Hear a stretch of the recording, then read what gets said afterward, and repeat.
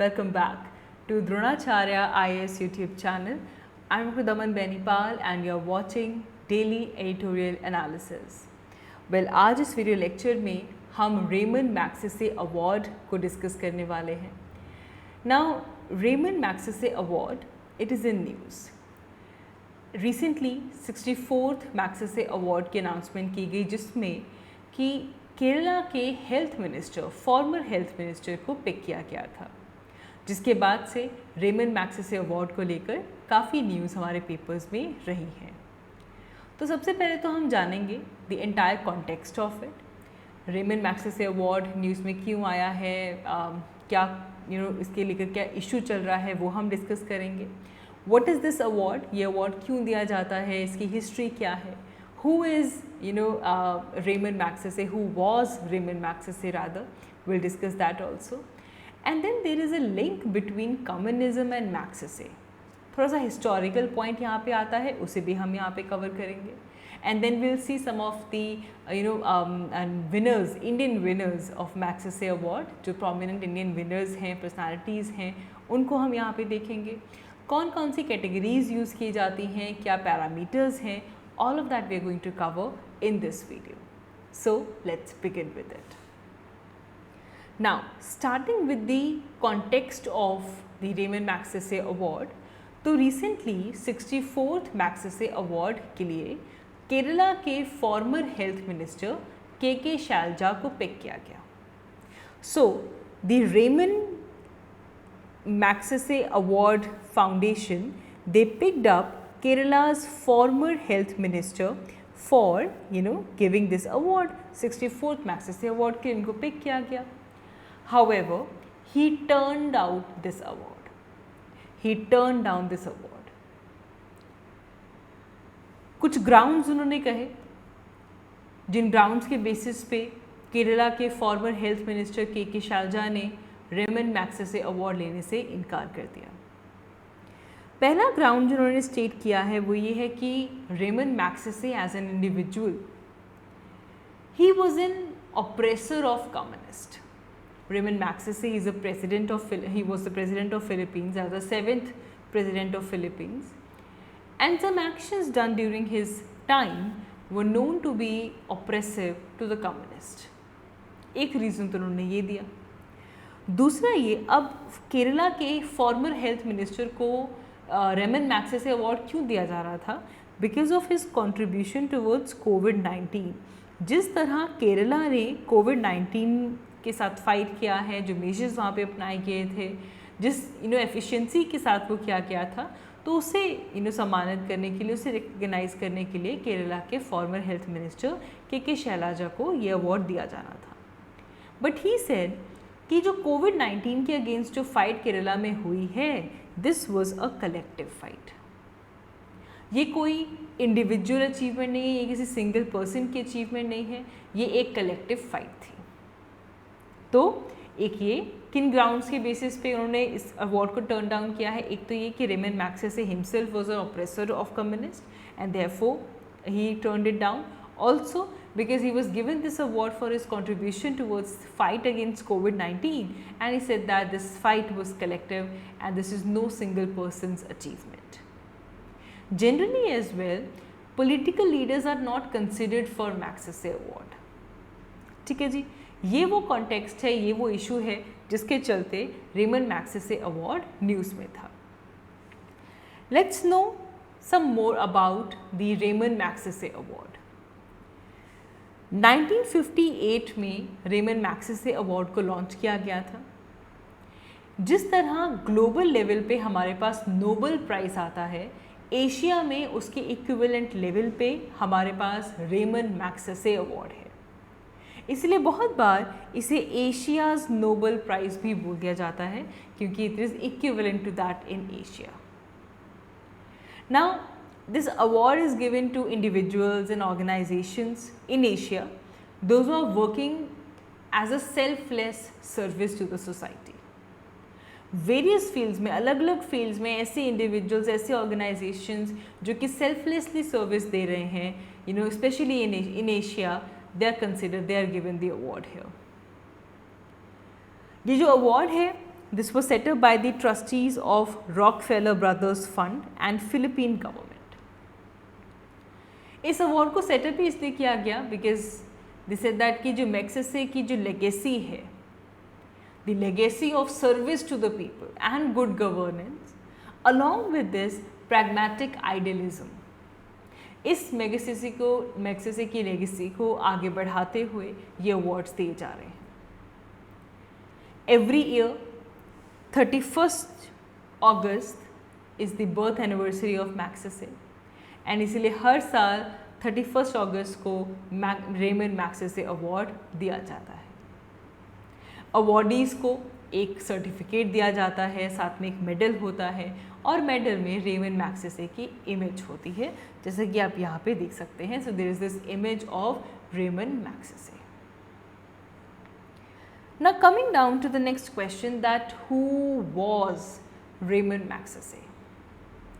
As we said that Raymond Magsaysay was the 7th president of Philippines and his full name was Ramon del Ferro Magsaysay Sr. 7th president of Philippines. 1953 से लेकर 1957 तक वो president रहे हैं. He died because of an air crash in 1957. When did Raymond Magsaysay become this personality? So he came into prominence during Second World War. Second World War के time पे Raymond Magsaysay prominence में आते हैं, especially Second World War के दौरान जब Japan forcefully Philippines को occupy करता है. Because at that point of time, Philippines was the colony of United States, and nearly for 4 years Japanese forces they occupied Philippines. Then in November 1953 he was elected as the president of Philippines. He was from the Nationalist Party, and the Nationalist Party is the oldest political party in the Philippines. तब वो prominence में आते हैं इस दौरान. But yes, there are some links between communism and Magsaysay. हम इसकी बात इसलिए कर रहे हैं बिकॉज जो रीज़न दिया गया है by the ex Kerala's former minister, health minister, कि Ramon Magsaysay was an oppressor of communist, उसे समझना ज़रूरी है. नाउ सेकेंड वर्ल्ड वॉर के बाद फिलीपींस की अगर हम बात करें तो after 1946 there was this huge post-war chaos in Philippines, and during this period there was also the expansion of capitalism. अब देखो अगर कैपिटलिज्म एक्सपैंड करेगा तो क्या होता है कि रिच और पुअर के बीच में जो गैप है वो और इंक्रीज होना शुरू हो जाता है, and the farmers they continue to be in distress. So the gap between rich and poor, it got widened and the farmers were in this languish. And at that point of time, Philippines chose to be a very close ally of USA. And many leaders at that point of time viewed this with suspicion that over their declaration of commitment to communism. जिस time पे capitalism expand कर रहा था कि ऐसा हो सकता है that there could be declaration of communism here. There could be a demand for the peasant rights in the country. So then, government of Philippines started these severe crackdowns on such leaders. And यहाँ पे Magsaysay की बात करें so it was under his administrative and military policies. Because of his administrative and military policies, the threat from communism was neutralized. And this is the reason why, the Kerala's ex-health minister said that Raymond Magsaysay himself was an oppressor of communism. We have many Indian winners on the list of Raymond Magsaysay awards. Prominent Indians की बात करें तो उसमें विनोबा भावे का नाम आता है, 1958 Vinoba Bhave. We also have Mother Teresa in this list, 1962. Then Kamala Devi Chattopadhyay in 1966, Satyajit Ray in 1967, then Maheshweta Devi in 1997, and recent years की अगर हम बात करें तो अरविंद केजरीवाल को 2006 में अवार्ड मिला था, दिस अंशु गुप्ता ऑफ गूंज, उन्हें अवार्ड मिला था। And then we also have human rights activist Bezwada Wilson, इनको भी अवार्ड दिया गया था। एंड 2019 में रवीश कुमार दी जर्नलिस्ट, इनको भी रेमन मैग्सेसे अवार्ड दिया गया था। तो इन रीजंस की वजह से रेमन मैग्सेसे अवार्ड हमेशा ही न्यूज़ में रहता है। इससे इस अवार्ड को इसलिए इस्टेब्लिश किया गया है that specially we can recognise those Asian people, those who have demonstrated the greatness of spirit in service, regardless of their race, regardless of their gender or religion. It recognizes those who have demonstrated the greatness in the spirit in service to the Asian people, of course. And now we know कि this is named after the Philippine president. ये भी पता होना चाहिए कि who is Ramon Magsaysay. 1957 में ही died और 1957 से ही रेमन मैग्सेसे अवार्ड को इस्टेब्लिश किया गया।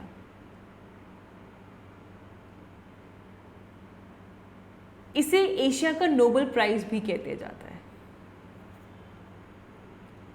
ये ऐसे अवार्ड्स इंपॉर्टेंट होते हैं फॉर करंट अफेयर के लिए, फॉर कॉम्पिटिटिव एग्जाम प्रिपरेशंस, तो पता होना चाहिए आपको majorly.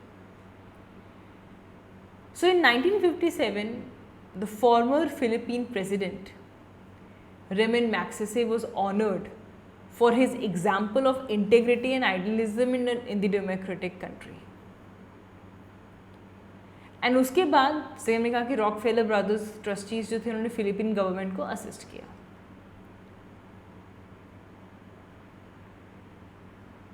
After the conflict Ramon Magsaysay was the president of Philippines. Organisations recognise Asians who excel in the discipline, and इन्हें कुछ सेक्शंस में ब्रेक डाउन किया गया था। Government service, public service, community leadership, journalism, peace and international understanding, emergent leadership, ये कुछ categories दी गई थी। नाउ रेमन मैग्सेसे अवार्ड हर साल का जो अवार्डी है उनको हर साल चूज़ किया जाता है, हर साल इस अवार्ड को प्रेजेंट किया जाता है। And regardless of the color, gender, neutrality, nationality, or this award basically recognizes and honors the individuals and organizations from all across the Asia who have distinguished themselves generously and helped others without seeking public attention.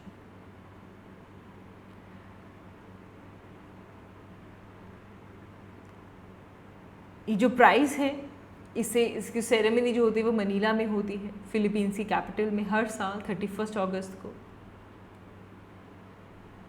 Inaugural जो Ramon Magsaysay awards थे वो given to 5 individual and a Philippine based organisation from India, Indonesia, Philippines, China and Sri Lanka.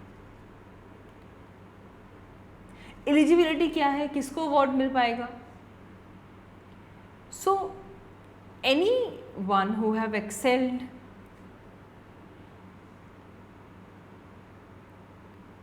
in the service, selfless devotion, this is the highest honor। और इस honour से जो greatness है, specially of the spirit that they have demonstrated, उसे यहाँ पे सम्मानित किया जाता है। So it is important. अभी इसे टर्न डाउन कर दिया गया है, इससे पहले रवीश कुमार को ये अवार्ड मिला था for using journalism to give voice to the voices.